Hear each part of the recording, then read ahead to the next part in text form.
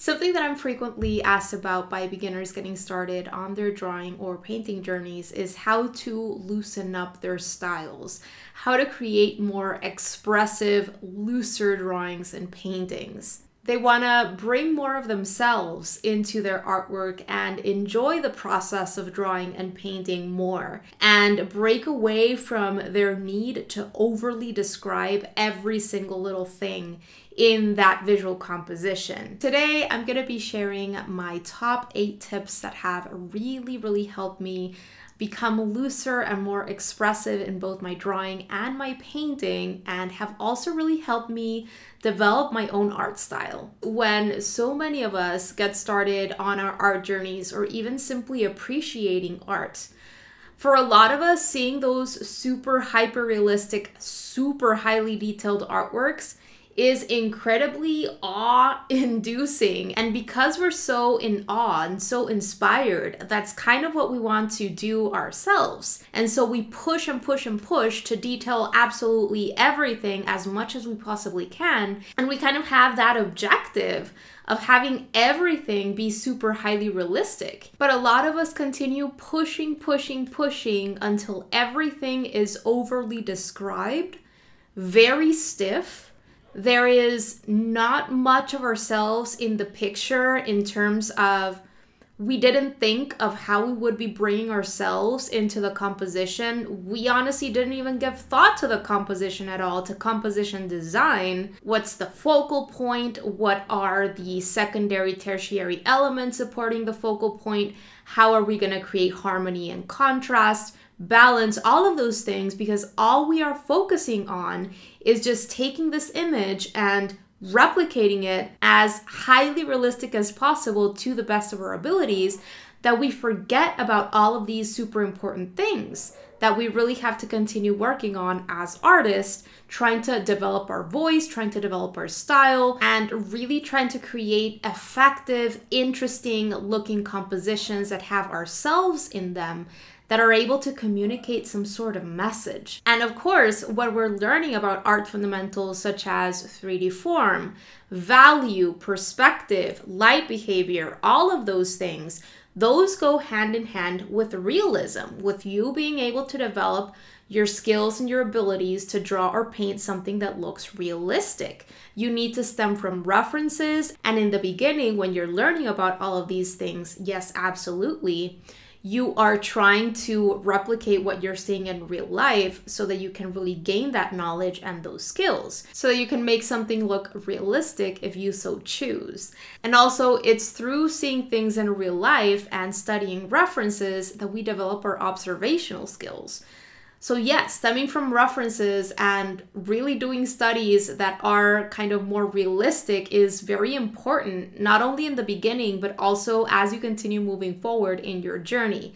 Continue honing those skills. However, also remember that another huge art fundamental is compositional design. So how you bring in your artistic eye to develop a visual composition that looks harmonious, that looks cohesive, that has a balance to it, that is interesting to look at, that has movement, rhythm, variety, unity. And as an artist, it's incredibly important that you have that ability to bring in realism when you want to, but also to increase the abstraction whenever you want to, in the name of compositional design, to create balance, interest, and contrast. As an artist developing your own art style and voice, you are going to find what degree of abstraction to realism you personally fit in, and how much abstraction and how much realism you want to bring into your pieces.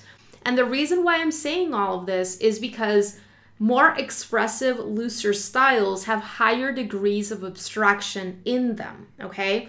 That's what it is. In my opinion, it's incredibly powerful to arm yourself in the beginning with learning about realism and then exploring abstraction so that you can continue finding where you fit and understanding that most interesting compositions, they have a bit of both in them. I would highly recommend doing some research and learning about all of these amazing artists throughout history, both completely abstract artists that were only using the elements of art in their purest form, shape, texture, line, color, all of that, nothing actually representational or figurative, completely abstract, but also these other artists like Pablo Picasso, like Matisse, who stemmed in the beginning from understanding realism and the fundamentals, and that's what their art style looked like in the beginning before they developed these very stylized, very highly abstracted styles.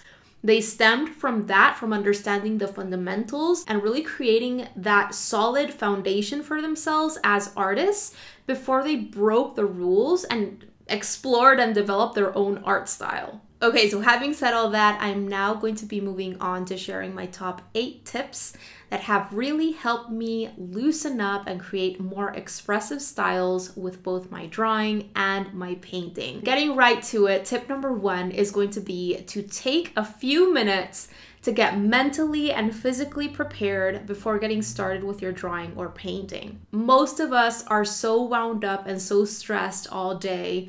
We feel a lot of tension, and this can directly reflect on the artwork that we're going to be working on. If you're tight, if you're frustrated, if you're stressed and anxious in your mind, all of that is going to show in your work. Whereas if you start loose and relaxed and maybe even a little bit more confident, that is also going to show in your drawing or your painting. So depending on how you're feeling, you may choose to meditate for 5 minutes to just get rid of that stress, calm your mind. Other times it might be helpful to play some music to like hype you up and get you in a more confident mood before sitting down to draw or paint. And other times it might simply be 5 minutes of stretching, okay? Do some cobras on the floor, do some shoulder rolls, okay? Just move around a little bit and loosen up your body. Make sure that both your mind and your body are ready to get started with the loose, expressive type of artwork. Moving on to tip number 2, and this one is going to be to use larger brushes. So as a rule of thumb, if I am going to be creating a looser, more expressive, abstract piece, I am going to pick the largest brush that I feel I can get away with for that point in time in the painting process. Why? Because larger brushes hold more paint and water in them. You're able to move faster. If you move faster, that is going to lead to a more expressive, looser look. Honestly, using smaller brushes is just gonna get you in that mindset of wanting to add more detail and getting super hyper focused on the smaller things that don't really matter when you're trying to create more of a synthesized look and you're trying to focus only on the largest things, the things that matter. If you always use smaller brushes, you're gonna find the need to go in and add detail. And most likely than not, I am also going to limit the amount of brushes that I use. Maybe even explore for yourself what it's like to limit yourself to just one brush to do the entire piece. I've done that before, and that is super, super interesting, fun, and helpful. Moving on to tip number 3, and this one is going to be to try your best to stand back from your piece. A lot of us are working very close up to our drawings or paintings, and we're focusing on the minutia, on the little things, instead of seeing the whole picture. Something that I found incredibly helpful in my own journey is using easels. Whether it's a desk easel or a standing easel like the one that I have behind me right now. And the reason why this is because it helped me stand further back from my piece and start acknowledging the composition as a whole. And this makes it so that instead of going in and trying to describe absolutely everything, you see the whole composition, right? The entire thing. And you come back to see the entire thing, and then if you notice that you want to add more details into the focal point or a specific section of your piece, then you can go back in and do that, right? But it's important to come back and see the whole, because composition is all about seeing the whole and how the different parts fit together to communicate one same message. Also, practicing working on an easel really helps you develop that ability to work with your entire arm. And that in and of itself is also going to be very helpful in creating a looser look versus just always going in and using just your wrist and having your entire kind of forearm resting on that flat horizontal surface. Moving on to tip number 4, and this one is going to be to give thought to composition and visual hierarchy before getting started. Work on quick little thumbnail sketches so that you can decide on what area or areas are going to be the focal points, where you're going to be developing a greater amount of detail, more contrast, etc. And which areas you can just get away with not adding in that much detail because they're not as important and they're going to be supporting what's important. This is going to help train you create a balance between areas that have more detail in them, that have more contrast in them, etc., that are heavier in visual weight, versus areas that are not that active, areas that are lesser in visual weight, areas that are perhaps blurred out or not detailed as much. And if you plan for that first, then say when you're working with watercolor, you can plan for areas in which you're going to be using way more water, way more wet on wet techniques, and areas in which you're going to be using maybe more layering, more detailing, more wet on dry.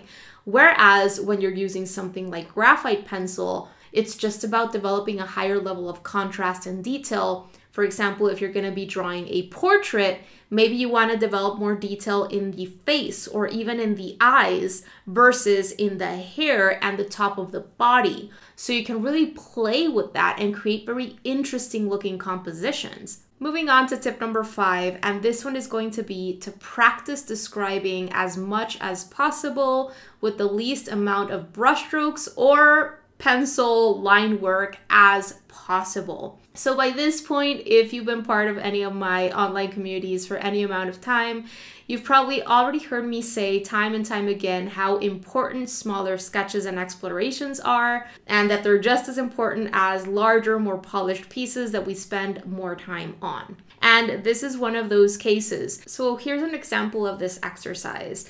Let's just say that you're into watercolor and you like painting flowers, right? So what you can do is just grab yourself a nice reference photo of a specific type of flower that you would like to paint, and then practice painting that same flower 3 to 5 times. For your first try, paint that flower the same way that you usually would. When you're done, just think of approximately how many brushstrokes, layers, etc.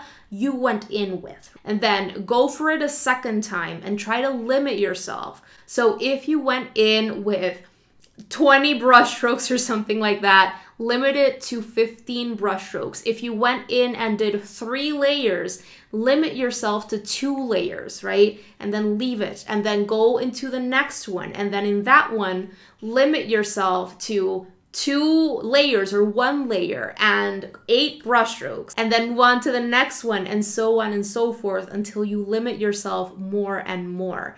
That can be an incredibly helpful exercise. Moving on to tip number 6, and this one is going to be to make sure that you're holding your pencil or your paintbrush properly for drawing or painting.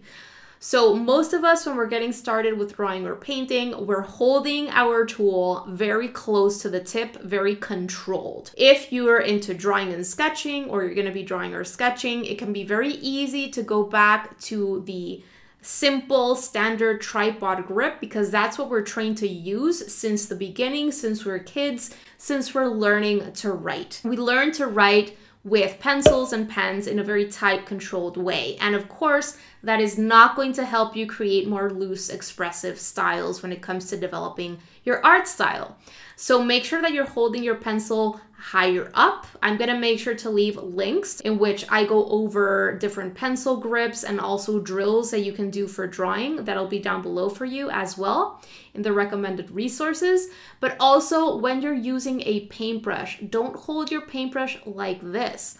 Hold your paintbrush from higher above in the handle. This is gonna help you be more loose when you're painting. And save this kind of pencil hold or even paintbrush hold for later stages, like final stages of your art making process, where you're going in and adding details in specific areas. But especially in the beginning of your drawing or painting process, you want to be as loose as possible, and you want to hold your tool in a way that is going to help you achieve that. Moving on to tip number 7, and this one is going to be to do timed studies, timed sketches, timed explorations.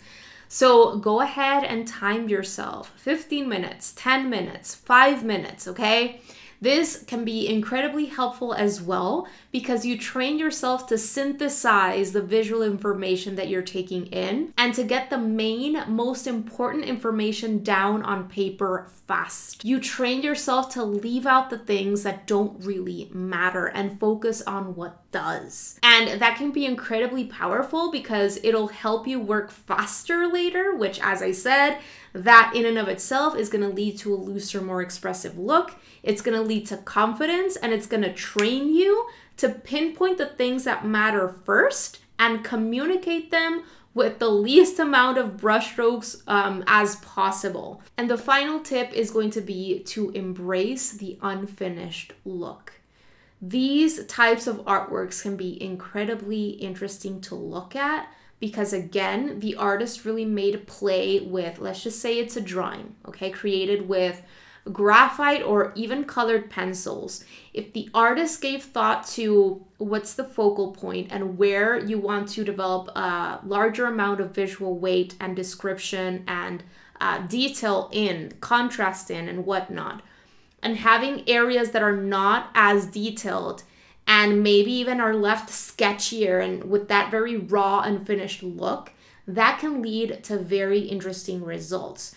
Not to mention, that kind of artwork is very dynamic for the viewer because many times the viewer has to put 2 and 2 together. It allows the viewer to fill in the gaps, and that is incredibly powerful as opposed to going in and describing absolutely everything for her or him. It makes me think of like the difference between an overly produced, very standard kind of Hollywood movie with the beginning, middle, climax and end versus other types of movies that really make you think along the way of what's going on, kind of make you want to put 2 and 2 together, and the story maybe is told in a different way. For me, those kinds of movies are always more interesting. I really hope that you enjoyed this one. I hope that you found some helpful nuggets in it. And if you have any comments or questions, make sure to leave them down below in the comment section. Thank you so very much for checking this one out today. I wish you a beautiful rest of the day and talk to you very soon. Bye, guys.